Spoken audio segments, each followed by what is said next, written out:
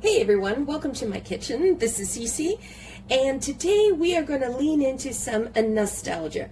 So stop what you're doing, and we need to talk about the Jello era. Remember that?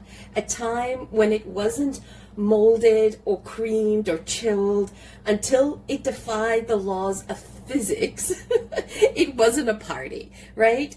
In the 50s, 60s, and 70s, American housewives had one goal in mind: to host the ultimate cocktail party, to be it so that it was so sophisticated it would make the neighbors weep with envy. And of course the secret was always the shrimp spread, and that's what we're going to do today. I have been watching way too many nostalgic movies to get inspired by the shrimp spread. But to get inspired in making a shrimp spread. But I promise I'm not molding it. I'm gonna draw the line there on molding it. So we're gonna resurrect this legendary appetizer. It's salty, it's creamy, and yes, it involves a suspicious amount of cream cheese and mayo and Worcestershire sauce, and of course I'm going to put some Old Bay in it. And then I'm going to put a couple of modern touches in it as well. So I'm going to do some Mrs. Dash, and then I'm going to put some veggies in it, because back then they didn't do that much of the combination that they put in. So let's go ahead and get started. So what I did here is I have about a quarter cup to a half a cup of small dice of celery, and I have half a pepper of orange and yellow, half a yellow one. So as you can see the sizes that I had here. So I only just did a half, and I have a teaspoon, a teaspoon of fresh cut garlic, and we're going to need a half a cup of cream cheese. We're not going to make a big batch, so we only need a half a cup of that. We're going to need some mayo, so we're going to start with about a quarter cup, and then we're going to judge it to see how much smoother we want it to be. Salt and pepper, and of course, the star of the show is going to be shrimp. Now, I had this in the fridge, and I was like, what am I going to do with this? I don't feel like eating it as regular shrimp. I wanted to play around with it and spruce up the flavor component, so why not? And of course, the trusty lemon. We're going to add some lemon zest, some lemon juice into the whole mixture. So let's get started. First things first, let's go ahead and soften the cream cheese. So I am looking for half a cup. Let's move that over. And I just sort of give it a head start, just cut into it. We're going to be mushy anyway, so start with 20 seconds on the microwave. The shrimp, the star of the show. If you don't have the shrimp ready to go, I bought this already cooked, poached, and I didn't have to do much to it, but if you wanted to poach it yourself, by all means.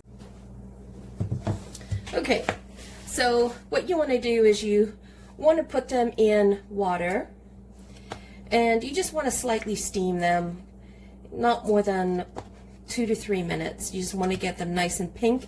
You can poach them in some water, salt, pepper. You can even poach them in a little bit of white wine to add another flavor component to it.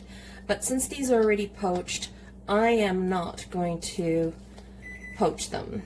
Let me check on the microwave. Okay, putting it on for another 20 seconds. And I love to use like poached shrimp or ready to go. It's so easy. And I don't know, I've been having this hankering for this shrimp salad. As I told you, I've been watching way too many old movies. I love old movies. Do you guys like the old movies of the 50s and the 60s and the 70s? I don't know, I get lost in that. There's great storylines to it.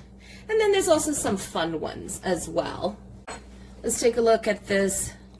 Perfect. That's the texture that I'm looking for. Okay? Put that aside. How coarse do you want your spread to be? This is your choice on how you want to handle this. I personally like to see chunks of shrimp in my spread. I don't know, it just looks more luxurious, and I can see it, and I don't know, it's fun. I mean, you could put this in the food processor and process it and mush it all down so that it looks like paste, like like a pate. But where's the fun of that? I want it to be coarse. I want it to be able to see it. And we're making enough of a spread just to do like two croissant sandwiches. That's what we're going to do. And that would be a filling for a sandwich. And then we can also do, put it on crackers, saltine. These were always served with saltine crackers, or, the Ritz Crackers. Oh, those were like the go-to cocktail crackers you would put out. I mean, we've come a long way, haven't we? In terms of what's available to us in the grocery stores. And we have a lot of artisan type of crackers that we can pull from, that we don't have to make ourselves. I mean, we do live in an era that I would say we're very privileged and very lucky for the variety that we have available to us and the options. I mean, the options alone is incredible.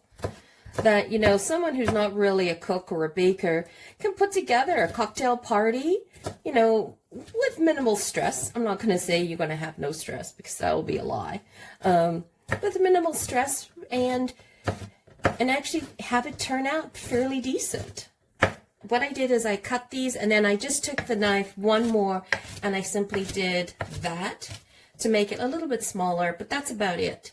Now, you could, we're using shrimp here, but if you had a can of crab, you could add crab in here. That would work as well. You could make a combination if that's what you were interested in. Trust me, this is so easy. So first things first, we're going to pop in the cream cheese. And the cream cheese is what gives us the spreadability and the texture, like, the glue. Let's call it the glue. I'm going to add in half of the celery, half of the peppers,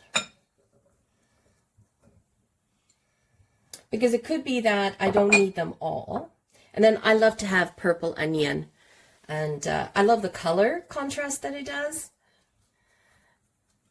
And just mix that in. We actually might just need that amount, because I'm making a small batch. A batch for two, croissant sandwiches. But I'll give you the measurements so that you can make a big batch. I'm going to add in half a teaspoon of the garlic for now. Some sea salt. I do like this a little salty. Half a teaspoon of Mrs. Dash. Again, that could be to your personal preference as well, right? And you cannot forget Old Bay, because that is such a classic from that era. So I'm going to start with a quarter teaspoon. And then I'll adjust everything as I go when I taste it. Use the proper tools. Makes life so much easier. And then I'm going to put in 2 tablespoons of mayo. Now, those are, 2 big honking ones that I put in there. So I would say maybe my 2 tablespoons or maybe 3 tablespoons. Doesn't that look good? Oh, it's so awesome. Now, the trick is you want to get this done, and then you want to put this in the fridge to chill. Okay? And I just do a little bit, just a dash of Worcestershire sauce. And what I love about this is the crunch. I want crunch in my spread, right? And then I'm going to take some Italian parsley. We'll add that in a minute. So let's add in the shrimp. A little messy. Look at that. Doesn't that look good? This is going to be awesome.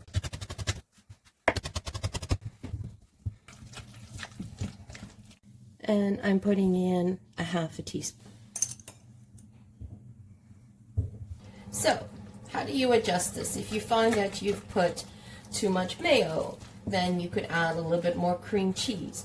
If you found that it's a little too hard to turn, then add a little bit of mayo. You could also have used, instead of mayo, you could have used sour cream, or you could have used Actually, Greek yogurt would go really well here as well. But I wanted to keep it as close to the nostalgic that we could from that era. And then you want to do a zest of lemon. I want to do about a teaspoon or so. I love my lemon.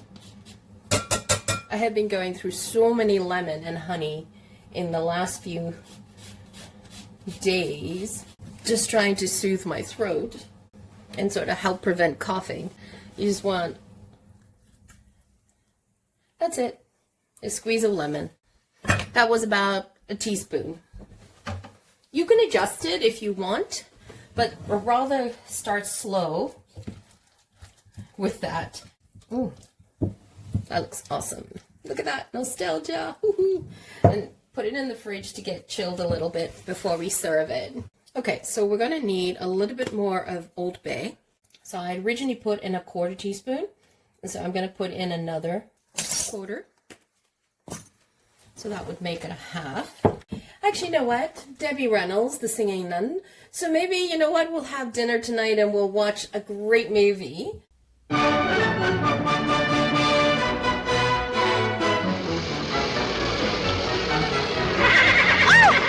nun on a scooter.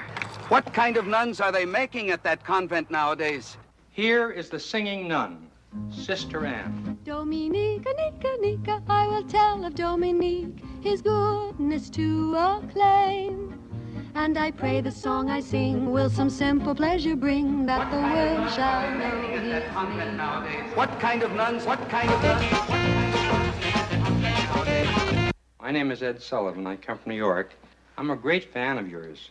All right, girls, if you'll take your places. Mr. Fitzpatrick, please. Sisters, not girls. $1 million? That is what I think one album of hers ought to make. What's the name of your act? Our act? Oh, what's the name of yours? We're the Mexican Marauders. Yeah! Love that baby, yeah! Together we sing as we worship. Adele is my Spanish guitar. Adele, you're looking well. Sister Adele now, Robert. We studied at the conservatory together. She graduated, I quit. This brand new one doesn't seem to have any special skills except playing that guitar. Well, the guitar is really the only family she's ever known. In the joy of his love, in the stars up above, in the song that I sing, it's a miracle. The Singing Nun runs the gamut of entertainment, from its light-hearted, warm, human story to its intense moments of vivid drama. Dare you treat her like that?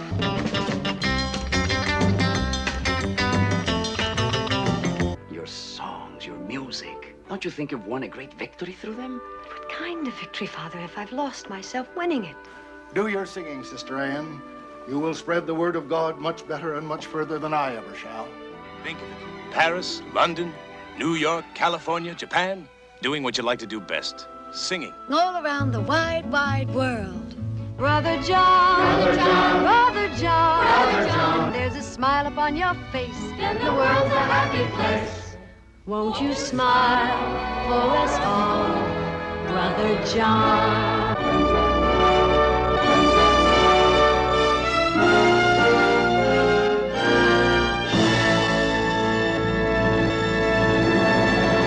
So that's perfect. So we'll just get that chilled up and get that ready for dinner. And you know what? For dinner, we're going to watch Divorce American Style with Debbie Reynolds and Dick Van Dyke in 1967. It's a departure from her regular roles. I thought this would be a real fun movie to watch. And again, you know, it's dinner and the perfect movie. So let that chill and I'll see you back in a bit. As you can see, I had that in the fridge for about half an hour. It's gotten nice and thick and solid, so that's good to go. So what we're going to do is I'm going to do a croissant sandwich, because this is how I like to enjoy this. And then we'll just pop that on a plate, open that up, add some lettuce. I like to use these mixed greens. I'm going to add in some thinly sliced cucumber. This is like such a traditional It's so nostalgic. It reminds me so much of that era. Oh, that's so cool.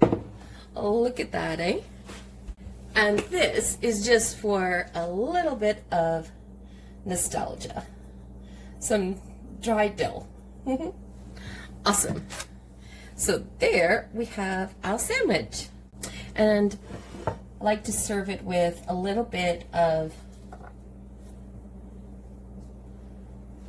celery sticks, a few cucumber slices on the side, a nice healthy, relatively healthy dinner. Now, you have two choices here. You could either serve a little bit of the shrimp cocktail sauce on the side, or you could drizzle it along the middle. But it depends on whether the person who's eating this enjoys that. So you need to sort of watch for that. The other thing that you can do is to get that iconic red shrimp color from the 1970s and 60s and 50s when they made this, is they actually did add in shrimp cocktail sauce into the mixture. As you can tell, none of us like that mixture here, so I'm just going to take a little bit and I'm going to show you what it would look like with that mixed in. And then, again, it changes the profile of the shrimp salad spread, the shrimp spread. It changes the profile of it. But that's what it would look like. It would have that nice pinky color to it, and it would have that horseradish back note. So there you have it. You have a shrimp, and you can see that I made enough filling for 4 croissant fillings, and you can have the rest served with saltine crackers or Ritz crackers on the side. You decide. It's your choice. So there you guys have it, a beautiful shrimp spread. It echoes the nostalgia of the 1950s, 60s, and 70s, where housewives vied for the perfect host to host the cocktail party, and they would outdo themselves with the shrimp spread. Anyway, I'm just joking. I just thought I would reach out to nostalgia and just try to reproduce a dish that they used quite often. And this will make a perfect dinner and a movie, and we're going to sit and watch a movie. So once again, thank you so much for joining me. Always greatly appreciated. If you have not yet subscribed or hit that like button, do that now. Ring that bell. We are trying to grow our channel, and we would love to have you join us. Once again, thank you so much for joining us. Have a great day. Ciao for now. Don't forget to hit subscribe.